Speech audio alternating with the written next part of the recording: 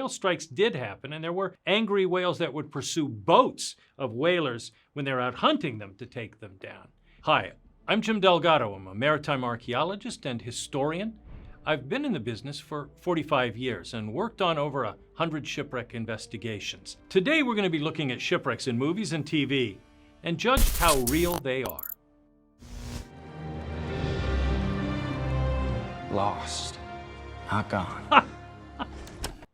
Didn't happen. It's pure Hollywood. We're talking about Magellan's ships. Fernando Magallanes, or Ferdinand Magellan as he was called, went out into the Pacific in the early 16th century. He starts out with 5 ships, and basically one gets home. The wrecks that were left behind, one went up on a beach and was burned. The other one sank. So discovering a ship from Magellan in an underground cave in the Philippines ain't gonna happen.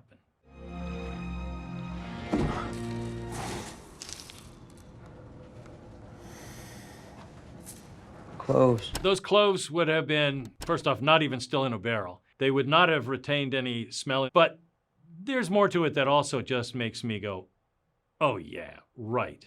They're sitting in a cave, it's open, rain's gonna get in there, and dry rot is gonna set in real fast.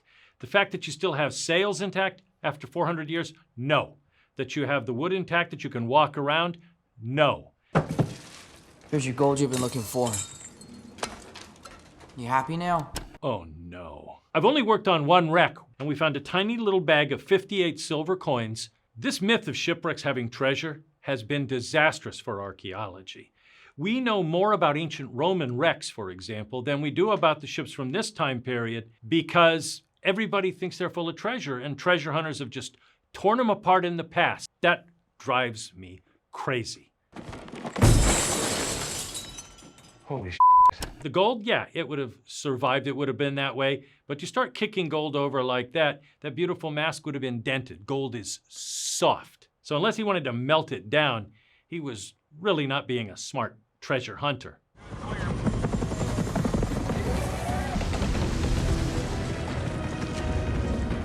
That chopper would not have been able to pick this big, heavy thing up. It's not only got the whole entire wooden hull, it's got ballast. It's full of rock at the bottom. The condition this thing is in, no matter the net or not, it would have broken open. Whenever we raise a ship, we do so piece by piece. For about every dollar we spend in excavating a ship, we spend over $10 to take care of it and to preserve it. So it's rare when we'll actually raise an entire ship. I'd give this a 1 out of 10 just for the eye candy.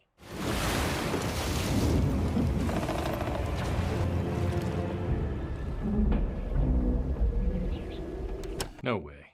I'd never try to thread a needle like this. It's way too tight, and all the wrecked ships would be a clear warning sign to me to not go there unless I had a really good reason. What we generally call a setting like this is a ship trap. Dangerous places where you've got a narrow passage. They're places with reefs that generally aren't seen until the last minute.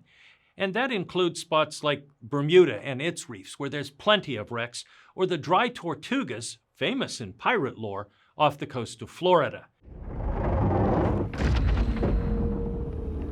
Terrible as that is, you see sharks occasionally around wrecks because wrecks usually attract fish. For sharks, that's ringing the dinner bell. I'll give it a 3 out of 10.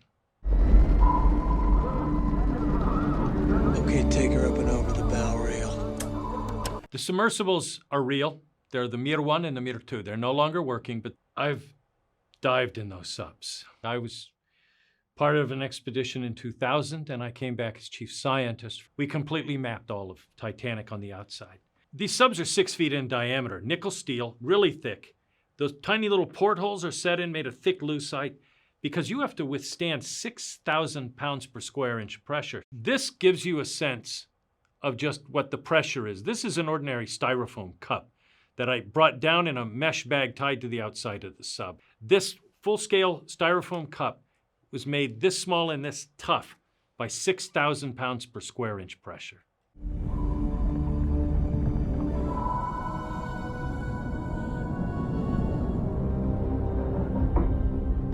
That's real footage. So, in making the movie, Cameron's actually explored a great deal of Titanic, and those things that dangle down, we see them on deep water metal wrecks. They're called rusticles. But it's not really a process of corrosion. There's a bacteria that lives down there called Titanic halimoni that was discovered on the wreck, and it actually eats the metal. Titanic is slowly being eaten, but it's not going to go away anytime soon. The scientists that we've worked with estimate that there will still be a recognizable hull of Titanic for hundreds of years.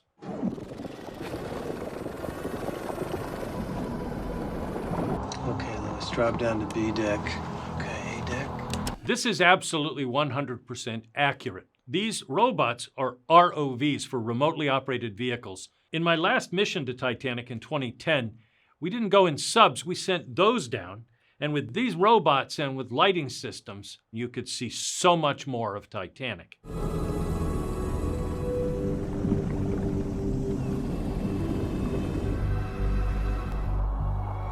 That's Hockley's bed. This brings back a lot of memories. Everything we saw, for the most part, is real. You see personal items. I've never seen the piano, but it makes perfect sense, having seen other footage that didn't make it into the movie from Jim's Dives, where you see remains of chests that still have chinaware in them. When they went into that cabin, the first thing you saw was that fireplace. That's real. The bed is real. Now, then they reproduced that in the film to give you that sense of being inside. So I can see the difference in what was shot on the wreck with what was shot on set. Those are the crisper, clearer, more color in them. Whereas on Titanic, the stuff's a little bluer. And thanks to that work that Jim and the team did, we have a much better sense of the interior of Titanic that we never would have had before. I'd give this film a 10 out of 10.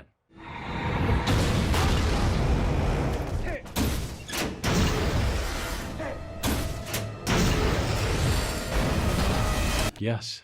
Oof. There's always a bit of license in a movie, but I think this is a pretty good impression of what happened when the USS Indianapolis was torpedoed by the Japanese submarine I-58 towards the end of World War II. Of close to 1,200 guys, 316 were ultimately rescued. This is the single greatest loss of life in a single ship that the U.S. Navy suffered. It looked like 3 torpedoes are launched from the I-58. We have a sense from survivor accounts and looking at the wreckage that at least 2 hit. And one did hit near the bow and basically blew it off. The other one hit amidships, which we also see happening.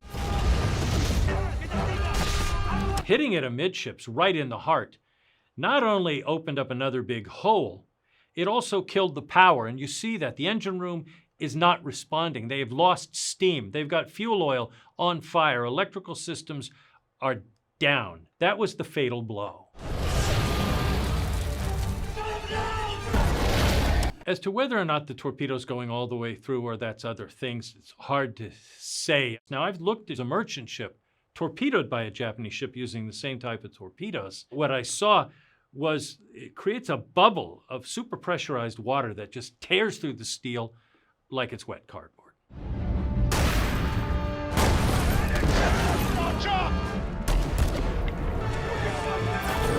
You couldn't stay on the ship. It was going to be sure death. If you can't get that fire out, the smartest thing to do is to abandon ship. Generally, abandon ship is supposed to be a more orderly thing, but in something like this, you have flames everywhere. And men were walking through those fires, they were being burned, and it's full of fuel oil that is rapidly spreading the fire, not only throughout the ship, but on the water. Clearly, in that case, there's no time to get everybody in the boats and do this in an orderly fashion. So, pretty accurate, particularly in wartime.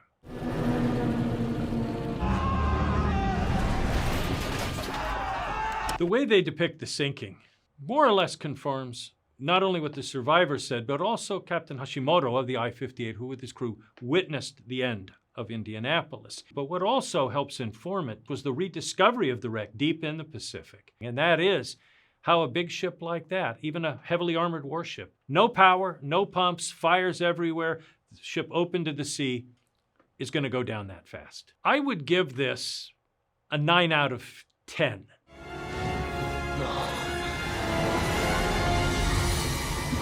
I can't watch this without thinking, there but for the grace of God, go I. This story speaks to a ship that only became famous because an amazing book was written about it and then a film. But in 1991, Andrea Gale, a fishing vessel, sails out in this perfect storm that claimed them and other ships. Many years ago, I was part of a team that went out to try to find Andrea Gale, and we didn't find it.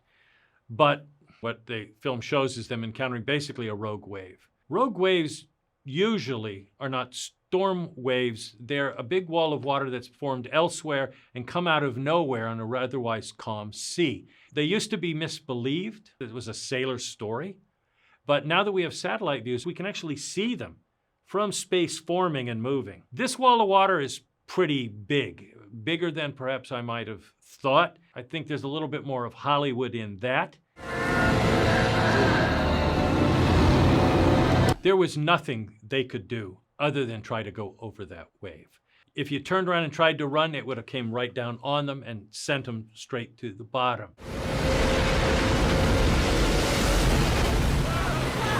In some conditions, ships do capsize. When a ship capsizes, it's basically caught by the sea and rolled over. If there's air trapped inside the hull, it can stay afloat for some time.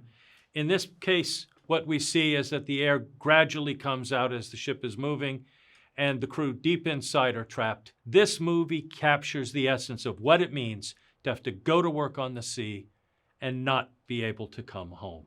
For that, I give The Perfect Storm a 10 out of 10. Hey look, balloons! It is a party! So what we see is a wartime wreck. It's a submarine. As to whose it is, hard to say. Looks sort of like an American-type sub from World War II. In a minefield. The type of mine with those horns, yeah, that's a little more common to say the World War I era than the World War II era. But yes, there have been submarines that have been found in naval minefields, but you just wouldn't have everything still floating around. Because after wars, they spent a lot of time and money going around and getting those mines out of there.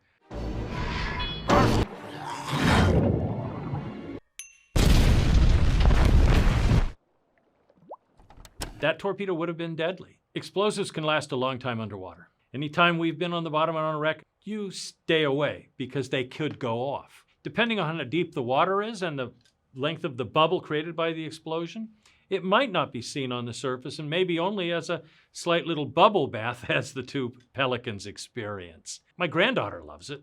And so in terms of Kaylee's satisfaction, Grandpa'd give it a 10 out of 10 for that. In terms of accurately depicting a shipwreck, I'll give it a 5.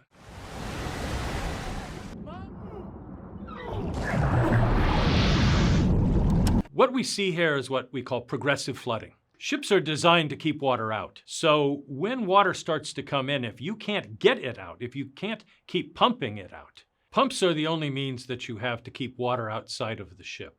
Then you lose your buoyancy and the ship will go down. This gives us a sense of when you are caught in a storm and your ship takes a battering and you just can't stop the water from coming in.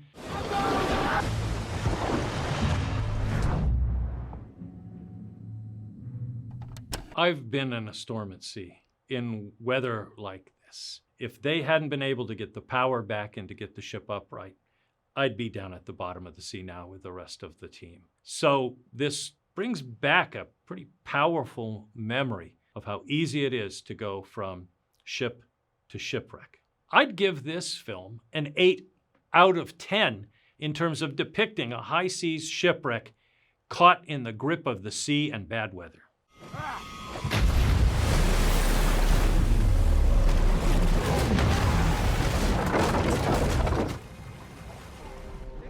Whale strikes did happen, and there were angry whales that would pursue boats of whalers when they're out hunting them to take them down. What we're looking at is Hollywood's depiction of Nat Philbrick's book, In the Heart of the Sea, which tells the story of the whaler Essex, which on the Pacific in 1819 was stove, as they said, or rammed by a whale and sunk. But the whale damages more in this scene and in a different way than what history tells us. Owen Chase is the mate. His story, as well as the account of the captain, talk of a whale that may just have been confused. And in that, the edges of the planks held together and keeping the water out were pushed by the force. So the water began to come in, but not so fast as to immediately sink the vessel.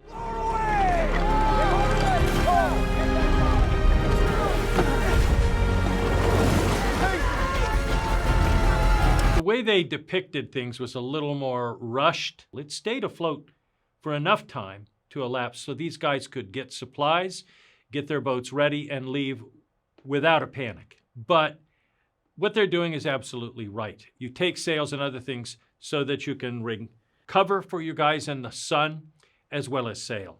And the fire, that didn't happen. I'll rate the film based on Nat's book about a 7.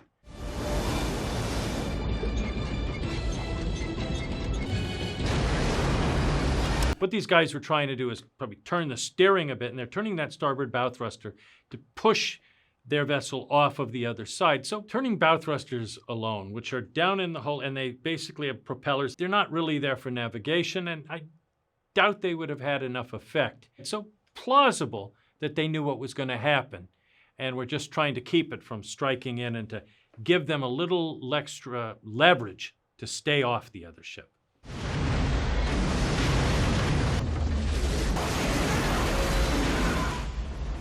Given the angle they had it hit at, it's plausible. Those vessels are built strong. I could see that not punching through and hanging up. Striking the other vessel like that could have ended in them locking up, certainly slowing them down a bit.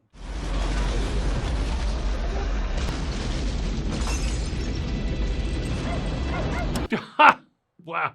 It's possible they could have gone a little further given the speed they were, but what kind of a seawall is there? If it was running up on a beach, then yeah, maybe. I would say that the ship probably would have stopped before that, but then you wouldn't have had that moment where it comes in and scares the tourists and the guy with his fancy car and the great scene with the dog barking defiance. I mean, that's just Hollywood at its most dramatic best.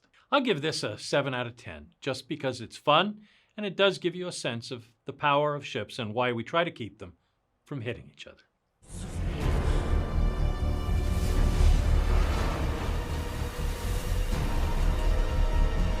It's entirely possible for a ship to break apart and to split, particularly in the early days when they're coming up with welding as opposed to riveting ships together. So what we're looking at is a depiction in film of a real-life event where 2 tankers, and the one we're looking at is Pendleton, split in 2 in a storm off New England in 1952. They're World War II built tankers, quickly assembled, welded, and these T2 tankers, as they were called, some of them had welding problems. And what happened with these ships is they broke in 2, bow and stern.